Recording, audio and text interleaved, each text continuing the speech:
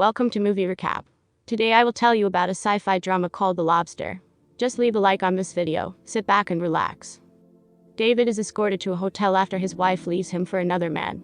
The hotel manager reveals that single people have 45 days to find a partner, or they will be transformed into an animal of their choice. The dog accompanying David is his brother. David chooses to become a lobster should he fail. David makes the acquaintance of Robert, a man with a lisp, and John, a man with a limp. Guests are fixated on finding a mate with whom they share superficial traits such as minor ailments, which they believe to be the key to compatibility. The hotel has many rules and rituals.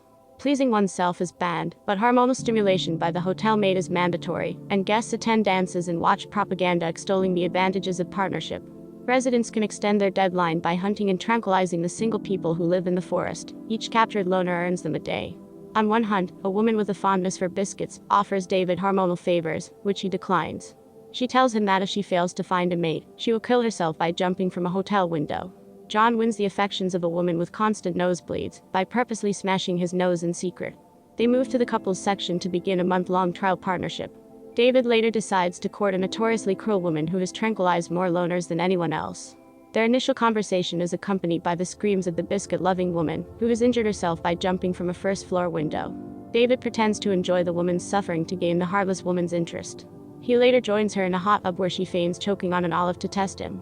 Noticing that he makes no attempt to help her, she decides that they are a match, and the two are shifted to the couple's suite. David wakes up one morning and finds that she has kicked his brother to death. As David cries in response to losing his canine sibling, she concludes that their relationship is a lie, and attempts to drag him to the hotel manager to have him punished.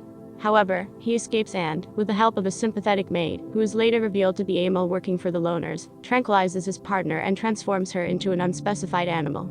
David escapes the hotel and joins the loners in the woods. In contrast to the hotel, they forbid any kind of romance, which is punishable by mutilation. David, who is short-sighted, begins a secret relationship with a woman who is also short-sighted. They develop a gesture language they use to communicate. They're taken on covert missions to the nearby city, where their cover requires them to appear as husband and wife, which they secretly enjoy. The loners launch a raid to sabotage the hotel.